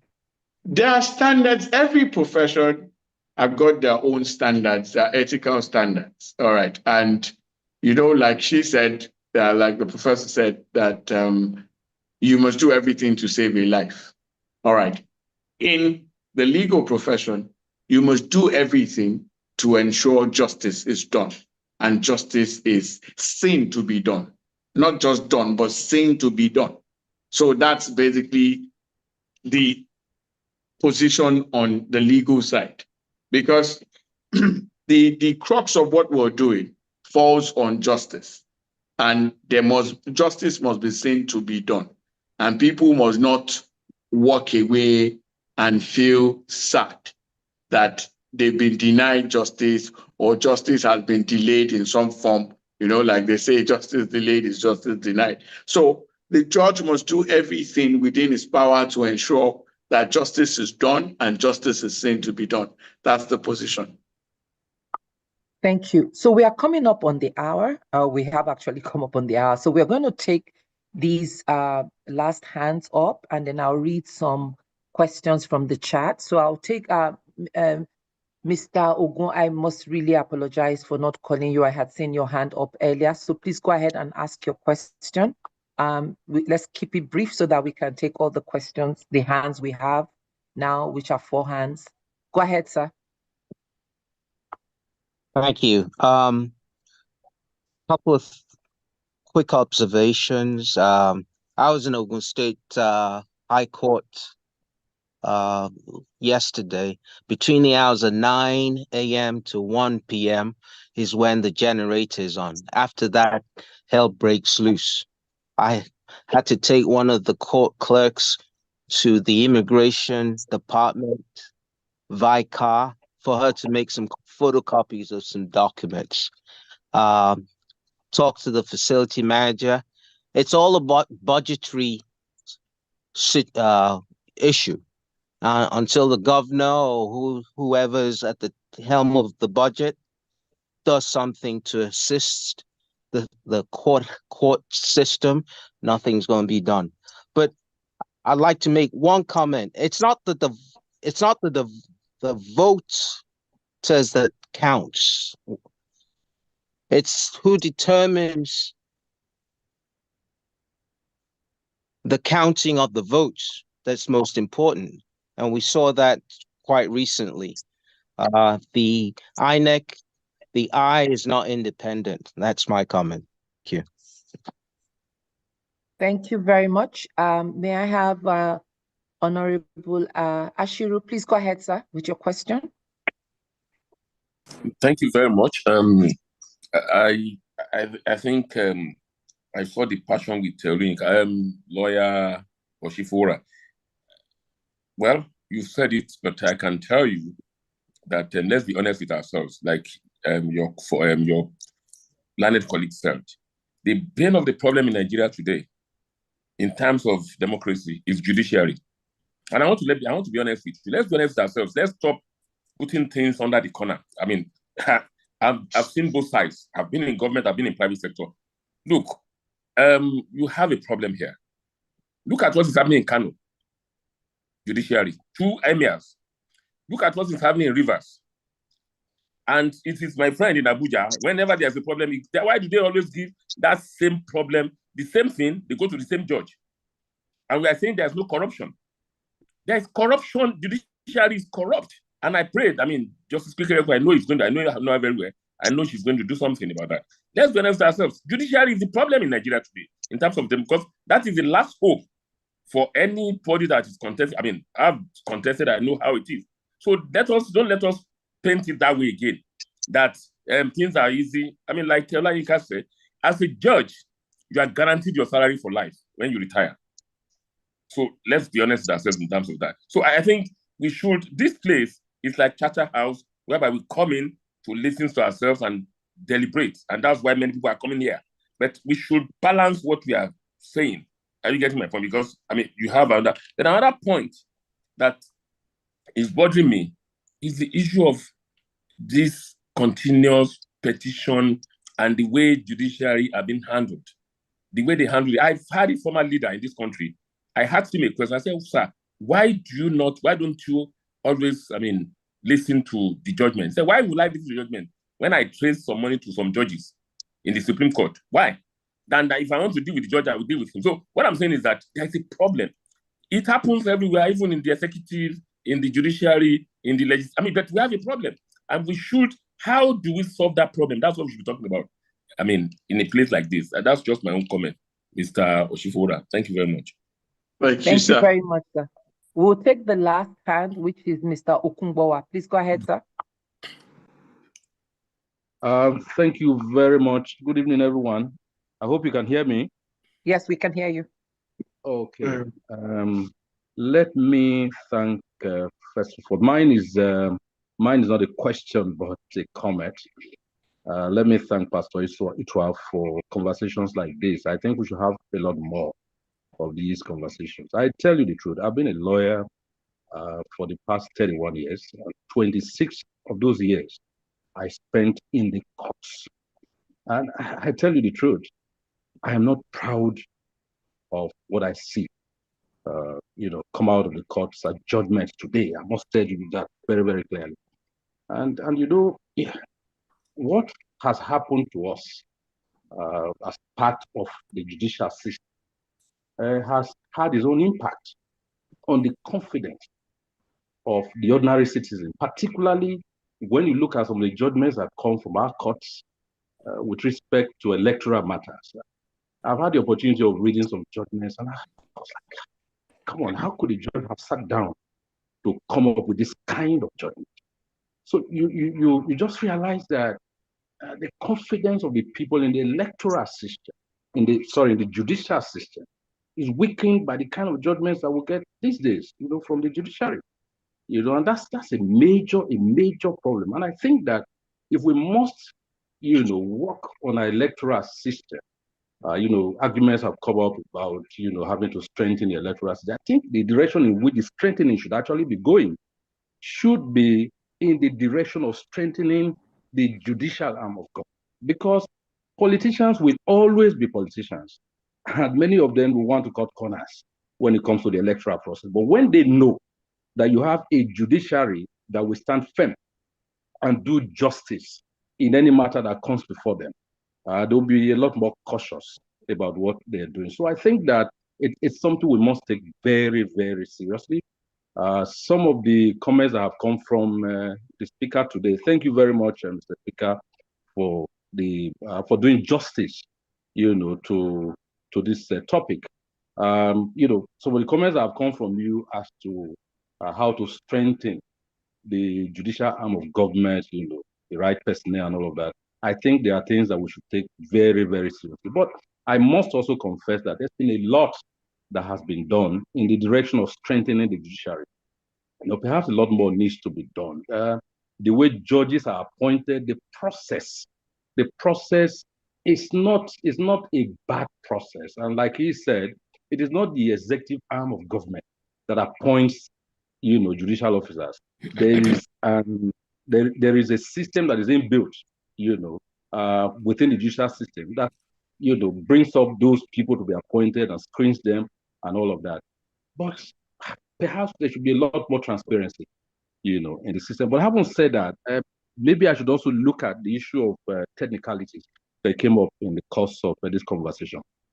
Now, you see, the truth is that technicalities will always be part of the law, you know, but it depends on how the judges treat those technicalities. Like the speaker said, we're moving away increasingly from, you know, making technicalities override, you know, justice. The truth is that the courts are courts of justice, but also courts of law.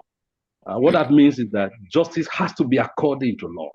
And if, for instance, there are processes, you know, justice is the end point of the process, but there are processes for achieving justice. If, for instance, the law says there must be things that must be done, you know, to achieve justice, and you don't do them, you cannot now say, oh, well, the judge has relied on technicalities to deny me justice, you know. So technicalities will always be part of the law. But what is bad is for judges to close their eyes to the justice of the matter and deal with matters basically on the basis of technicalities. And that is what is wrong. So I want to thank you, Dr. Itua, and I also want to thank you. Hello? We can hear you, sir. Please, yes. Yeah, I also want to thank you, the speaker who has spoken very well about this topic. I think that there should be more of these conversations in view of the fact that today, the ordinary man has almost completely lost his faith in the judicial system. Thank you. Thank you very much. Sorry, moderator. Can I ask the last speaker something, sir? Please go ahead and ask. All right. With all due respect, sir, have you had favorable judgments from the same system? Sorry, I can barely hear you. I said, have you had favorable judgments, like judgments that you thought, okay, having put in everything, this should go the right way? Have you had that in the course of practice from the same judicial system? Of course, yes. Of course, yes. Yeah, okay. Certainly. You know, but you see, the point I'm making is that there are many cases that come up, and it is not possible, like you rightly said, it is not every judge that is bad. It is not every one of them. There are very good judges out there. There are perhaps even more than those ones that, come up with this kind of judgments that we see. But unfortunately, they say where one finger is soiled, with oil, it affects all the others. That's what is happening. So maybe just 10% of the judgments that you have, but some of those judgments are so significant and fundamental to the rule of law, and not just the rule of law, but to the electoral system and the fate of the individual or the fate of the citizen in the system, the judicial system, that this judgment should not have happened at all. Thank you. Thank you. Thank you. Your points are well taken. And from what I'm hearing from all the lawyers on this platform, there is a need to actually have a work session on reforms of the judicial system because of the importance of its role in upholding democracy. So that's what I'm hearing from you guys. And so we are going to probably reach out to you for us to really have, this is a deep dive into what reforms are needed for the judicial system to uphold democracy in Nigeria so that we can function as a first world country. Thank you so very much, Ms. Barrister Bosun. So please go ahead and take those questions. I know there are a few questions in the chat. All right. You may have read some, but if you can also add your closing remark to that, and then I'll have some announcement, and then I'll bring Mr. President up to close. Thank you so much for your time. Okay. So I've seen questions on bribing judges and all that. I am not a fan of that. You see, let's put the judges on one side. A lot of lawyers are horrible. And unfortunately, these same people, some of them end up on the other side. They end up on the bench. So somebody with a horrible practice, bribing, funny practices and all that. If the person ends up on the bench, you don't need discerning spirits to know what kind of judge is going to be. All right. So, and you see, even the process of appointing judges, some of those things are based on merit. When it comes to, there are certain characters, you can't spot it on the face of a man. I mean, the heart is so deep. So by the time they turn out funny, well, what can we do? The only remedy available is to report such persons and then let the internal cleansing system deal with such individuals. The reason why I asked the last speaker the question that, have you had favorable judgments? I'm not a fan of doom and gloom. If a system has good and bad people, I will talk about the bad, but I'm not going to put the bad on top of the good, because there are fantastic judges out there, and it will be a disservice to them to just, throw the judiciary, the entire system down the line, like, okay, well, all of them are this, all of them are that. In as much as a lot of people's confidence are eroded by a few infractions we see here and there, you cannot take laws into your hands. So you will still have to go back to the same court. And you can rest assured that, like he said, one bad finger will affect the entire finger. The entire hand. That's basically what you have. Now, so that's why I'm not a fan of just doom and gloom, everything is bad. There are a lot of things I practice. I'm talking from my office. There are a lot of things I see that are wrong. Some I complain, some I try to correct on my own. Some you can't help it. You just have to hope that help comes one day. Something comes, maybe a Pharaoh who won't know Joseph that will scatter everything, will just come and put everything. But you see, until you have that, then we will still have to make do with what we have. Then balance point with okay, somebody said salaries are guaranteed. I tell you, go check it. There was a time where a few judges, I think about 2 or 3 years ago, they even brought it up on the news. That was why I think I was on TVC and one other station to discuss judges' remuneration, and their retirement benefits were not paid. They were delayed. So why I brought that up is that judges shouldn't find themselves in that situation. I'm not saying that's the reason for corruption, but what I just said is that judges should be for concentration on the job, there are some things you shouldn't worry about. If your mind is everywhere, what you eat, what you drink, you cannot focus on the job. That was why I brought it up. I'm not saying that the absence of those things equals you putting your hands where you shouldn't do that. That's not my position. So there's a whole lot of room for improvement. A lot of things we have. A lot of things that are, I mean, a speaker spoke earlier about having to do things in the court with your own money. A simple thing like getting an order from the court. And I'll say this for us to hear. You have brought an application to court. Your order has been granted. You need the order to continue what you're doing. There is no light. There's no this. There's no that.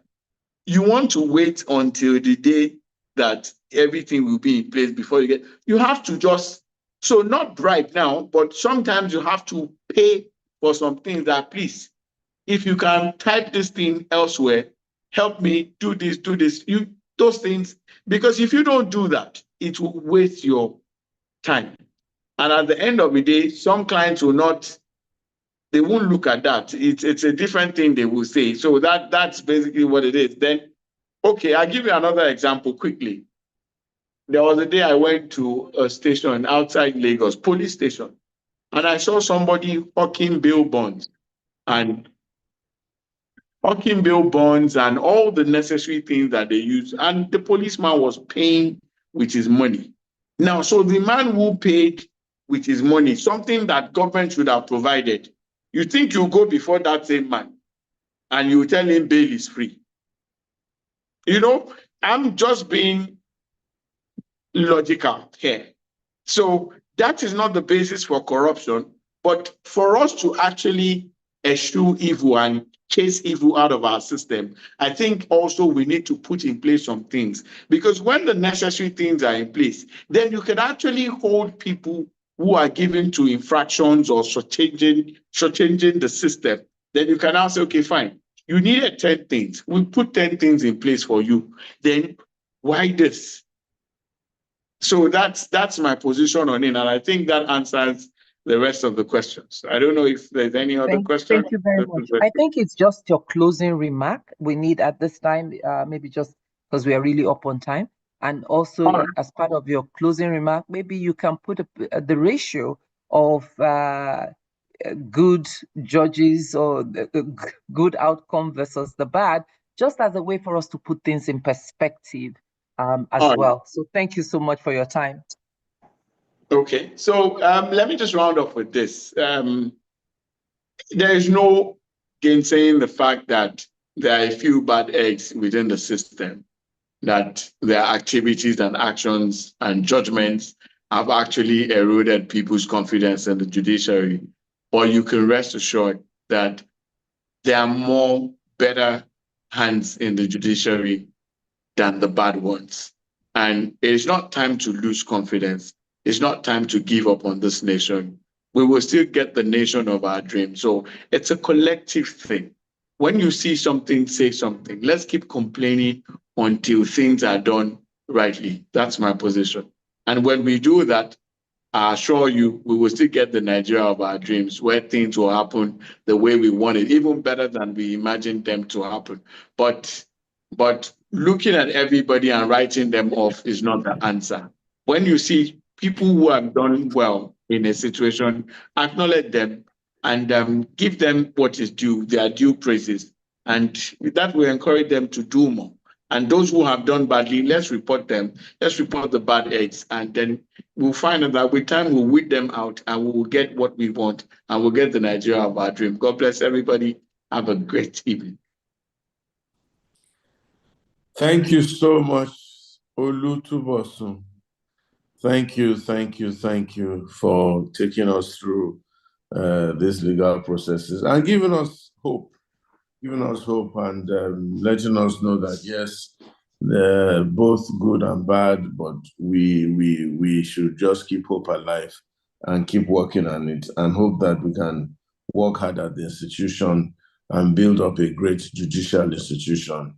And even thank God for the little rays of light that we have So we'll keep at it. We have no choice anyway. We hope, however, that the judiciary can be modernized in as quick time as possible. We hope that the recruitment process in the judiciary can also be improved upon and standardized.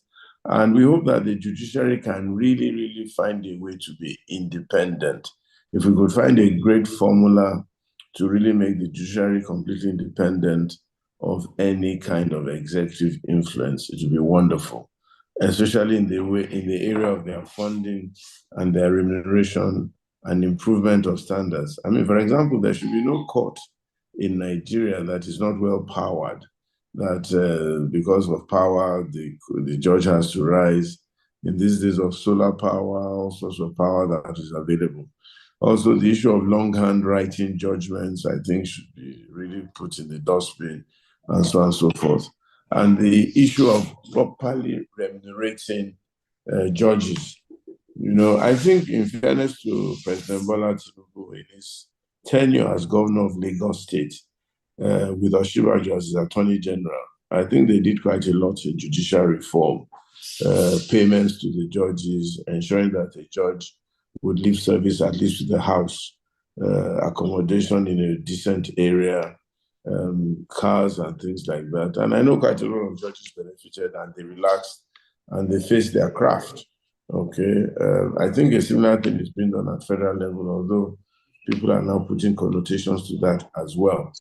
But that is very, very important. You know, when I was growing up, we used to revere 3 or 4 categories of people. Judges, they were revered, they were like gods, and so on and so forth.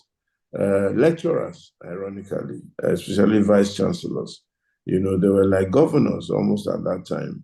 And the institutions of higher learning were wonderful, they were fantastic. You know, those 2 areas. And then, of course, civil servants. You know, civil servants were very, very respected at that time. I think all that is almost virtually reversed now. And I do pray that in Nigeria we can hold on to something. I want to thank everybody, as always, for their active participation. I want to thank you all for your continued interest in the Nigerian Leadership Series of the African Leadership Group. I want to thank the back office also, Pastor Sonny Jumoke, Olu Victor, and Faye, you know, for the incredible work that they're doing in keeping this dream alive. And every day our work keeps getting really cut out for us as to how we can shape thinking in Nigeria. I think what's most critical in Nigeria now is to shape the average thinking of the average Nigerian from the lowest to the highest, so that we can all begin to think a bit differently and liberate the mind to liberate the person. Thank you all very much for coming. I'm really, really grateful to all of us. Nigeria will be great again. I'm a perfect optimist about Nigeria. I think we're going through a process. And I think very soon we'll realize that it's time to wake up and truly smell the coffee and work collectively to make a productive Nigeria that everybody will be proud of. Thank you very much, Your Excellency, Pastor Olu Suvoso. Pastor, if I'm allowed to say something. Go ahead, please. All right. Some years back, you came to my church in Surulere, Garden of Peace, Yes. to minister. And Yes. that day I wasn't available. My mom, she's going to be 80 next year. She was there. So when I came back, I went to preach somewhere. I used to talk to youth. So she came and said that, she told me in Yoruba that Pastor Kowasi Church Leni, oh fine, oh de sorodada mo fe ko ma preach be. So, and that was you, and she's always been a fan. In fact, I told her today I was going on a program with you, but she's under the weather. She would have joined. So I just wanted to tell you that. So I've been a fan, I've been an admirer of you and everything you do. And it's such a privilege to be here this evening. Thank you, thank you. Now I see what was responsible for that twinkle in your eye. I kept on wondering, there's a twinkle in this man's eye. Interesting. Please, Bami Kimama go. You send me her number, I'll call her to wish her very well. I will, sir. I will, sir. Are you God still bless at the admin office or you moved on somewhere? I'm still, I still attend there, but I do more of Boju. Oh, And I okay. come to yours as well. Oh, really? Okay.